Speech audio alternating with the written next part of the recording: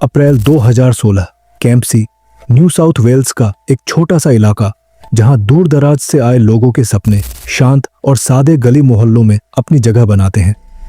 यहीं रहती थी मिशेल। वो अपने परिवार की इकलौती बेटी थी।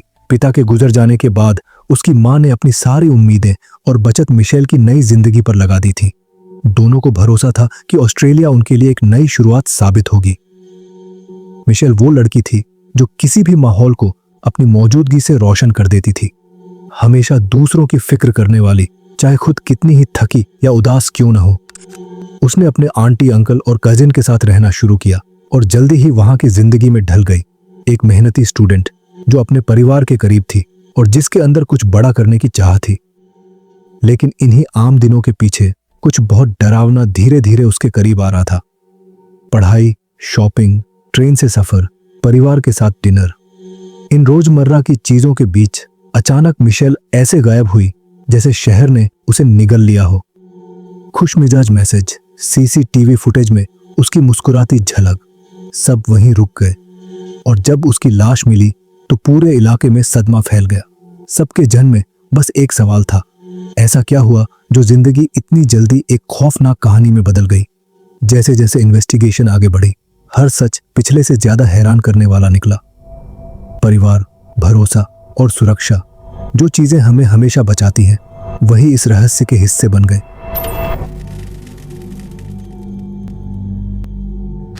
नमस्कार, मैं हूं साइलो और आप देख रहे हैं हिंदी क्राइम एक्सपोज। अगर आप भी उन लोगों में से हैं जिन्हें क्राइम और इन्वेस्टिगेशन की रियल कहानियां सुनना बेहद पसंद है, तो ये चैनल आपके लिए ही है। चैनल को सब्सक्राइब जरूर करें ताकि हर नई वीडियो सीधे आपके पास पहुंचे। वीडियो पसंद आए तो लाइक जरूर करें। आपकी एक लाइक मुझे और बेहतरीन कंटेंट बनाने का हौसला देती है। बेल आइकन दबाना ना भूलें ताकि अगली कहानी की घंटी सबसे पहले आपके फोन में बजे। आपके साथ और सपोर्ट का दिल से धन्यवाद। कहानी शुरू होती है साल 2011 से। चीन के चेंगडू शहर में रहने वाली एक सीधी सादी मेहनती लड़की मिशेल, जिसका असली नाम था मिंगमई लैंग। उसी साल उसने जिंदगी का सबसे बड़ा फैसला लिया। अपने सपनों के पीछे चलते हुए वो ऑस्ट्रेलिया चली गई पढ़ाई करने के लिए। उसकी मां मे थोड़ी घबराई हुई थी। आखिर अपनी इकलौती बेटी को हजारों किलोमीटर दूर भेजना आसान नहीं था, लेकिन वो गर्व से भर गई थी। उसे अपनी बेटी पर भरोसा था कि वो अपनी मेहनत और हिम्मत से कुछ बड़ा कर दिखाएगी। मैंने अपनी सारी बचत मिशेल के इस सपने में लगा दी थी। वो चाहती थी कि मिशेल को वो मौके मिले जो उसे कभी नहीं मिले। और किस्मत से ऑस्ट्रेलिया में मिशेल का कुछ परिवार पहले से रहता था, तो उसने अपनी आंटी, अंकल और कजिन के साथ कैम्पसी नाम के इलाके में रहना शुरू किया। ये न्यू साउथ वेल्स का एक शांत, खूबसूरत उपनगर था। धीरे धीरे मिशेल वहां की जिंदगी में रम गई। उसने पार्ट टाइम काम शुरू किया और जो भी पैसे बचते अपनी मां को भेज देती। वो अपनी पढ़ाई, दोस्तों और नई जिंदगी में पूरी तरह डूब गई थी। 2016 तक उसे वहां रहते हुए 5 साल हो चुके थे। 5 सालों में उसने बहुत कुछ सीखा, बहुत आगे बढ़ी। उसने यूनिवर्सिटी ऑफ टेक्नोलॉजी सिडनी से बिजनेस की डिग्री पूरी की और फिर Sydney institute of interpreting and translation में एडमिशन लिया। जिंदगी अच्छी चल रही थी। 21 अप्रैल 2016 गुरुवार का दिन। सिडनी की दोपहर गर्म थी लेकिन खुशनुमा। मिशेल अपने कुछ दोस्तों से मिली, थोड़ी बातचीत की, हंसी मजाक किया और फिर यूनिवर्सिटी के बाहर बस में बैठकर निकल गई। उसने कहा था कि वो शॉपिंग करने जा रही है, पिट स्ट्रीट मॉल। वहां उसने कुछ वक्त दुकानों में घूमते हुए बिताया, कुछ चीजें खरीदी और फिर शाम करीब 4 बजे के आसपास सेंट जेम्स स्टेशन से ट्रेन ली। 4:30 पर वो कैम्पसी स्टेशन पर उतरी। घर के रास्ते पर सब कुछ बिल्कुल सामान्य लग रहा था। उस शाम तक वो अपने दोस्तों से चैट कर रही थी, हंसी मजाक चल रहा था। लेकिन फिर अचानक सब कुछ खामोश हो गया। ना कोई मैसेज, ना फोन का जवाब और ना ही उसके सोशल मीडिया पर कोई एक्टिविटी। अगली सुबह जब वो यूनिवर्सिटी नहीं पहुंची तो सबको थोड़ी हैरानी हुई, लेकिन किसी ने नहीं सोचा था कि कुछ बड़ा गड़बड़ है। 4 दिन गुजर गए और जब उसकी आंटी वीकेंड ट्रिप से लौटी तो उन्हें एहसास हुआ मिशेल तो गायब है। वो और उनके पति डेरिक तुरंत पुलिस स्टेशन पहुंचे और रिपोर्ट दर्ज करवाई। दोस्तों ने बताया उस दिन मिशेल पूरी तरह नॉर्मल थी। न किसी ने उसके साथ झगड़ा देखा, न वो परेशान लग रही थी। सीसीटीवी फुटेज में वो जीन्स और ग्रे कलर की फुल स्लीव्स टॉप पहने, कंधे पर लाल बैग लिए दुकानों में घूमती नजर आई। कोई उसका पीछा नहीं कर रहा था। पिट स्ट्रीट मॉल के मायर स्टोर की फुटेज में वो आखिरी बार 3 बजे के करीब दिखाई दी थी। उसके बाद उसने सेंट जेम्स स्टेशन से ट्रेन पकड़ी और 4:30 पर कैंपसी उतर गई। करीबी दोस्तों ने पुलिस को बताया कि उस रात के बाद किसी का मिशेल से कोई कांटेक्ट नहीं हुआ। जैसे जैसे सोशल मीडिया पर लोग मिशेल की तस्वीरें शेयर कर रहे थे और उसकी गुमशुदगी को लेकर चिंता बढ़ रही थी, उसी वक्त करीब 100 किलोमीटर दूर न्यू साउथ वेल्स के सेंट्रल कोस्ट पर एक और डराने वाली खबर सामने आई। स्नैपर पॉइंट ब्लोहोल नाम की वो जगह बाहर से बहुत खूबसूरत लगती है। ऊंची चट्टानें, गहराई में टकराती लहरें और किनारों पर फैले नुकीले पत्थर, लेकिन असल में वो इलाका बेहद खतरनाक है। वहां जरा सी चूक किसी को नीचे गिरा सकती है, जिससे गंभीर चोट लगने या डूब जाने का खतरा बना रहता है। उसी दिन एक टूरिस्ट वहां घूम रहा था जब उसने पानी में कुछ तैरता हुआ देखा। शुरू में उसे लगा कि कोई व्यक्ति तैर रहा है, लेकिन जब वो थोड़ा पास गया तो उसे एहसास हुआ वो इंसान तैर नहीं रहा था। वो मुंह के बल पानी में था और शायद मर चुका था। सुबह करीब 10:30 पर एक पैरामेडिक को हेलीकॉप्टर से नीचे उतारा गया ताकि शव को बाहर निकाला जा सके। लेकिन जैसे ही टीम वहां पहुंची, सब समझ गए कि यह कोई हादसा नहीं था। वो एक नौजवान औरत थी, पूरी तरह नग्न, और उसके शरीर पर कई जगह गहरे चाकू के निशान थे। उसे लगभग 40 बार चाकू मारा गया था और गले पर लगा वार उसकी मौत का कारण बना। उसके शरीर पर हुए जख्म बताते थे कि उसने आखिरी दम तक अपने हमलावर से लड़ने की कोशिश की थी, मगर उसका सामना बेहद हिंसक और डरावने अंत से हुआ था। पुलिस ने कहा कि यह संभावना ज्यादा है कि शव को वहीं ब्लोहोल पर फेंका गया था, न कि वो कहीं और से बहकर वहां पहुंचा। डिटेक्टिव चीफ इंस्पेक्टर ने बताया कि उस दिन समुद्र में लहरें बहुत तेज थीं। जब महिला का शव निकाला गया तो उस पर चट्टानों से लगी कोई बड़ी चोट नहीं दिखी। इससे पुलिस ने माना कि वो सीधा ब्लोहोल के पास ही पानी में गई थी। पोस्टमार्टम में सामने आया कि उसे कई गहरे वार किए गए थे और साफ था कि उसकी मौत से पहले उस पर हिंसक हमला हुआ था। उस वक्त तक महिला की पहचान नहीं हो पाई थी। पुलिस ने बताया कि वो एशियन मूल की थी, उम्र करीब 20 से 35 साल के बीच, कंधे तक लंबे बाल, मध्यम कद काठी। उसके शरीर पर कोई टैटू या निशान नहीं था। जब शव मिला तो वो पूरी तरह नग्न थी और उसके सारे गहने हटा दिए गए थे। पुलिस ने लोगों से अपील की कि जो भी इस महिला को जानता हो या इस केस के बारे में कुछ जानकारी रखता हो, वो तुरंत संपर्क करे। जल्द ही New South Wales homicide squad ने उस महिला की कंप्यूटर से बनाई गई तस्वीर जारी की। एक जवान एशियन महिला, कंधे तक लंबे बाल, चेहरा शांत लेकिन रहस्यमय। मीडिया ने उसे नाम दिया स्नैपर पॉइंट ब्लोहोल जेन डो। जैसे ही ये खबर फैली, सोशल मीडिया पर लोगों ने बातें जोड़नी शुरू की। गुमशुदा मिशेल लैंग और पानी में मिली उस महिला के बीच कड़ियां जुड़ने लगी। डीएनए टेस्ट ने आखिरकार सच बता दिया। वो महिला कोई और नहीं बल्कि 25 साल की स्टूडेंट मिशेल लैंग थी। इसके बाद सब कुछ बहुत तेजी से हुआ। सिर्फ एक दिन बाद पुलिस ने एक संदिग्ध को गिरफ्तार कर लिया। मिशेल के परिवार और उसके करीबी दोस्तों से घंटों पूछताछ हुई। उसका अपार्टमेंट पूरी तरह खंगाल दिया गया और उसके सारे डिजिटल रिकॉर्ड्स की गहराई से जांच की गई। इन्वेस्टिगेशन के दौरान सीसीटीवी फुटेज में एक कार दिखाई दी जो मिशेल के लापता होने के 4 घंटे बाद नेशनल पार्क की तरफ जाती नजर आई थी, और उसी कार ने पुलिस को उनके मुख्य संदिग्ध तक पहुंचा दिया, मिशेल के अंकल डेरेक बैरेट। वही इंसान जिसके साथ वो रह रही थी और जिसने उसकी गुमशुदगी की रिपोर्ट दर्ज करवाई थी। 27 साल का डेरेक मिशेल की मौसी से कुछ साल पहले शादी कर चुका था। उसके बारे में ज्यादा कुछ नहीं पता था, बस इतना कि वो पहले आईटी में काम करता था और काफी समय से बेरोजगार था। जब पुलिस ने डेरेक का फोन चेक किया तो उन्हें कुछ बेहद डरावनी तस्वीरें मिली। उन फोटोज में मिशेल अपने बेड पर बंधी हुई थी। उसके मुंह पर डक टेप और सफेद कपड़ा बंधा था। पुलिस ने बताया कि उन तस्वीरों में उसके चेहरे का एक्सप्रेशन ऐसा था जो वो जिंदगी भर नहीं भूल पाएंगे।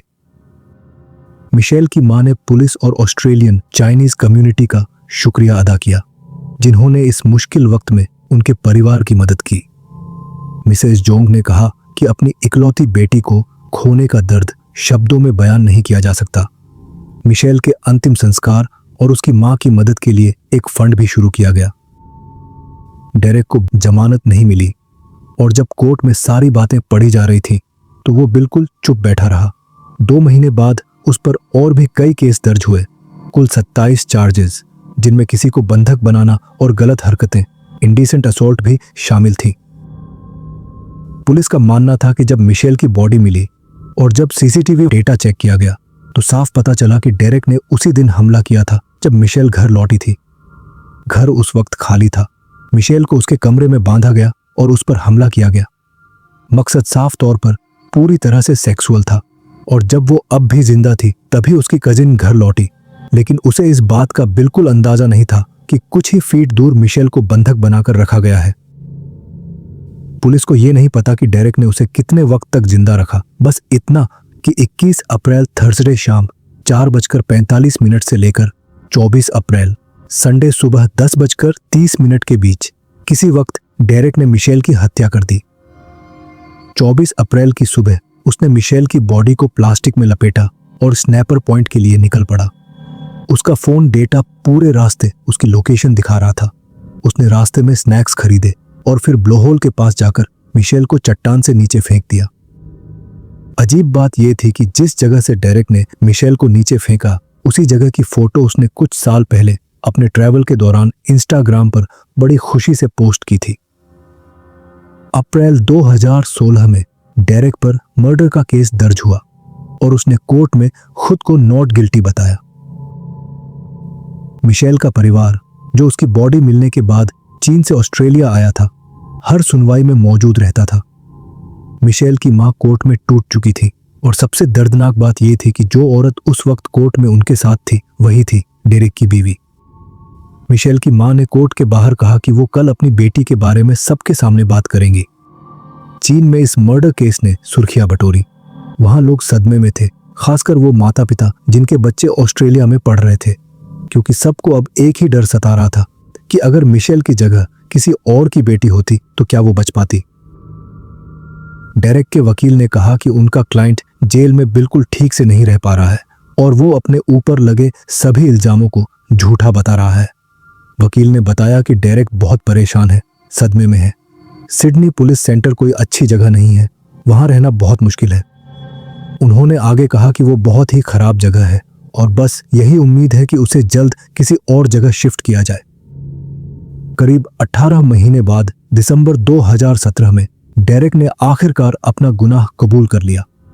उसने माना कि उसने मिशेल को बांधा, उसका मुंह बंद किया और फिर उसकी हत्या कर दी। उसके बाद उसकी बॉडी को फेंक दिया। डेरेक ने 21 और अपराधों को भी स्वीकार किया, जिनमें 19 बार मिशेल की फोटो और वीडियो बनाना शामिल था, सिर्फ अपनी गंदी ख्वाहिशों को पूरा करने के लिए। उसने यह भी माना कि उसने किसी को अपने फायदे के लिए बंधक बनाया था और 16 साल से बड़ी उम्र की लड़की के साथ 3 बार गलत हरकतें की थी। डेरेक ने कोर्ट में कहा कि उस वक्त वो बुरी तरह नशे की हालत में था और उसे अपनी हरकतों की कोई याद नहीं है। उसका दावा था कि उसे उस वीकेंड की कुछ भी याद नहीं, बस इतना याद है कि उसने आईने में अपना चेहरा देखा था और सिंक में खून था। लेकिन जज ने उसकी बातों को मानने से साफ इनकार कर दिया। जज ने कहा कि उसका पछतावा पूरी तरह बनावटी लग रहा था। कोर्ट में फोरेंसिक साइकोलॉजिस्ट डॉक्टर फर्स्ट ने बताया कि डेरेक झूठ बोल रहा था। उसने जानबूझकर भूलने का नाटक किया ताकि जिम्मेदारी से बच सके। डॉक्टर ने कहा कि उसका कहना कि वो किसी नशे की लत में था, यह बात भरोसे लायक नहीं लगती। डॉक्टर के मुताबिक डेरेक में अपने अपराधों के लिए कोई समझ नहीं थी और न ही किसी तरह की हमदर्दी। उन्होंने कहा कि किसी लड़की की ऐसी तस्वीरें लेना जिसमें वो डरी हुई और बंधी हो और फिर उसकी बॉडी को मीलों दूर जाकर फेंक देना, ये सब उसकी विकृत और बीमार मानसिकता को दिखाता है। डेरेक ने मिशेल की मां के नाम एक चिट्ठी भी लिखी। उसमें उसने लिखा कि वो सिर्फ सोच सकता है कि अपने बच्चे को खोने का दर्द कैसा होता है। उसने कहा कि उसकी जिंदगी का हर पल अब पछतावे में बीतता है। काश वो उस दिन को वापस ले जा पाता जिसने सब कुछ तबाह कर दिया। उसने माना कि उसकी अपनी परेशानियों का असर घर पर पड़ा और इसकी सबसे बड़ी कीमत मिशेल और उसके परिवार ने चुकाई। वो बोला कि वो हर रात रोते हुए जाग जाता है, अब भी उसे बुरे सपने आते हैं। उसने उसने लिखा कि एक बेवकूफ़ी भरे वीकेंड ने उसकी पूरी जिंदगी बर्बाद कर दी। उस वक्त की बहुत सारी बातें उसे अब धुंधली याद है। वो हर दिन यही सोचता है कि आखिर ये सब कैसे हुआ और वो इस रास्ते पर क्यों चला गया। डेरेक ने अपने पत्र के आखिर में लिखा कि उसने अपनी फैमिली और मिशेल की फैमिली दोनों के साथ गद्दारी की है और अब उसे खुद से घिन आती है। लेकिन जस्टिस हेलेन विल्सन उसकी इन बातों से बिल्कुल भी इंप्रेस नहीं हुई। वो साफ समझ गई कि ये सारी बातें सिर्फ दिखावे के थे, असली पछतावा उसमें कहीं नहीं था। वो जब गवाह के कटघरे में खड़ा था तो ऐसा लग रहा था जैसे कोई नाटक कर रहा हो, जैसे वो बस वही बातें बोल रहा हो जो उसे अच्छा दिखा सके। जज ने कहा कि यह बहुत ही घटिया और बेरहमी भरा अपराध था। यह काम एक ऐसे आदमी ने किया था जिस पर भरोसा किया गया था और उस जगह पर जहां उसे सुरक्षित महसूस करना चाहिए था। डेरेक बैरेट एक कमजोर और बीमार सोच वाला इंसान था जो अपनी गंदी चाहतों से चला। कोर्ट में किसी को भी उसकी बातों पर भरोसा नहीं हुआ। न्याय तो मिला लेकिन किसी को खुशी नहीं थी। सबको बस ये लगा कि यह बहुत दुखद मामला था। जज ने कहा कि डेरेक की किस्मत अच्छी है कि उसे उम्र कैद नहीं हुई। सुनवाई के दौरान डेरेक बस नीचे फर्श की ओर देखता रहा। उसके आंसू अब सिर्फ अपने लिए थे, क्योंकि भले ही ये उम्र कैद नहीं थी, लेकिन जब तक वो जेल से निकलेगा उसकी उम्र 70 के करीब होगी। डेरेक बैरेट को 46 साल की सजा सुनाई गई, जिसमें 34 साल तक पैरोल नहीं मिलेगा। जिसने भी ये मामला सुना वो जानता है कि यह कितना डरावना था। परिवार अब भी सदमे में है, लेकिन मामला यहीं खत्म नहीं हुआ। इन्वेस्टिगेशन में पता चला कि डेरेक की मिशेल के लिए एक बढ़ती हुई अजीब सी दीवानगी थी। कुछ साल बाद यह और भी खतरनाक हो गया। नवंबर 2019 में एक बुजुर्ग औरत जो डिमेंशिया से पीड़ित थी और घर पर ही रहती थी, अपनी किचन टेबल पर बैठी थी जब उसकी बेटी उसे देखने आई। उसने देखा कि उसकी मां के हाथ में एक भारी वाटरप्रूफ यूएसबी थी। मां ने कहा कि उसे लगा ये कोई खिलौना है और वो नहीं बता सकी कि ये उसे कहां से मिली। बेटी ने जब वो यूएसबी कंप्यूटर में लगाई तो उसमें जो दिखा वो इतना डरावना था कि उसने तुरंत पुलिस को बुला लिया। उस यूएसबी में 9 वीडियो फाइलें और 13 तस्वीरें थीं। कुल मिलाकर 1 घंटे से ज्यादा की फुटेज, और उनमें डेरेक और मिशेल थे। डेरेक ने खुद वीडियो बनाए थे। उसने मिशेल को उसके कमरे में कैद कर रखा था, उसे पीटा और टॉर्चर किया। एक वीडियो में दिखा कि मिशेल के हाथ इतने कसकर बंधे थे कि वो सूज गए थे और नीले पड़ने लगे थे। फिर डेरेक ने बड़े चाकू से टेप काटा, दोबारा उसके हाथ बांधे और इसके बाद डेरेक ने अपना दरिंदगी भरा हमला फिर जारी रखा। बाद में पता चला कि उसने मिशेल और अपनी सौतेली बेटी के भी कई वीडियो बनाए थे, लंबे समय तक, जब वो नहा रही थी या सो रही थी। कुछ वीडियो में वो उन्हें सोते हुए देखता था और खुद पर गंदे काम करता था। पुलिस ने उसके फोन से डिलीट की गई कुछ तस्वीरों को उन फोटो से मिलाया जो यूएसबी में मिली थी। ये वही तस्वीरें थी जिन्हें उसने गिरफ्तारी से कुछ दिन पहले डिलीट किया था ताकि अपने गुनाह छुपा सके। जिस बुजुर्ग औरत के पास वो यूएसबी मिली थी उसका डेरेक से कोई सीधा रिश्ता नहीं था, लेकिन वो उस इलाके में रहती थी जहां पहले डेरेक रहा करता था, कुछ ही मील की दूरी पर। अब तक ये हिस्सा एक रहस्य बना हुआ है कि वो यूएसबी उसके पास आखिर पहुंची कैसे। यूएसबी में जो कुछ मिला उसके बाद डेरेक पर 17 नए आरोप लगाए गए, जिनमें कई बार रेप और यौन उत्पीड़न के केस शामिल थे। पुलिस ने बताया कि मिशेल की आंटी काम के सिलसिले में ज्यादातर समय वोलोंगोंग में रहती थी, इसलिए उन्हें पता ही नहीं चला कि उनके पति के घर में क्या चल रहा था। जब सब सामने आया तो वो अंदर से टूट गई और खुद को बहुत दोषी मानने लगी। जब मिशेल की मां को पुलिस का फोन आया और यूएसबी के बारे में बताया गया तो वो लगभग बेहोश हो गई। रोते हुए उन्होंने कहा कि जब पुलिस ने बताया कि वीडियो में दिख रहा है कैसे मेरी बेटी के साथ शर्मनाक तरीके से जुल्म किया गया और उसे तकलीफ दी गई, तो मेरे होश उड़ गए। मेरी मां, जो बिल्कुल ठीक थी, इस सदमे को सह नहीं पाई और थोड़े समय बाद उनका भी निधन हो गया। डेरेक बैरेट ने 17 नए अपराधों को कबूल कर लिया, लेकिन परिवार को बहुत निराशा हुई जब पता चला कि उसे इसके लिए कोई अलग सजा नहीं मिलेगी। कानून के मुताबिक अब ऐसा मुमकिन नहीं था। एक जज ने कहा कि अगर 2017 में उसकी इन गंदी हरकतों की पूरी सच्चाई सामने आ जाती तो उसे उम्र कैद की सजा मिलती, लेकिन अब वो फैसला दोबारा नहीं बदला जा सकता था क्योंकि कानून इसकी इजाजत नहीं देता। चूंकि ये सबूत पहले की मर्डर ट्रायल के दौरान नहीं मिले थे, इसलिए जज ने इन्हें नई गंभीर परिस्थितियां मानते हुए 20 साल की अतिरिक्त सजा दी। लेकिन ये सजा उसकी पुरानी सजा के साथ ही गिनी जाएगी, यानी उसकी कुल सजा 46 साल की ही रहेगी। अब वो 2052 में पैरोल के लिए अर्जी दे सकेगा। पहले ये साल 2050 था। ये मामला वाकई उन सबसे घिनौने और डरावने मामलों में से एक है जो कभी सामने आए। मिशेल लैंग एक मेहनती और उम्मीदों से भरी लड़की थी। अपने घर से हजारों मील दूर बेहतर जिंदगी के सपने लेकर आई थी ताकि एक दिन वो और उसकी माँ आराम से जी सकें। वो उस जगह काम कर रही थी जहां उसे सुरक्षित महसूस होता था और उन्हीं लोगों के बीच रह रही थी जिन पर वो भरोसा करती थी। लेकिन उसी भरोसे ने उसे मौत के मुंह में धकेल दिया। मिशेल की मां के लिए, जिन्होंने पहले अपने पति और फिर अपनी बेटी, जिसे उस इंसान के हाथों खो दिया जिसे वो परिवार कहती थी, यह जिंदगी का सबसे अंधेरा दौर बन गया। उन्होंने कहा, हम आज तक ये मान नहीं पा रहे कि वो हमें छोड़कर चली गई।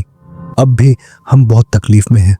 काश वक्त वापस लौटा था, जब मैं और मिंग मई साथ में खुशी से रहते थे।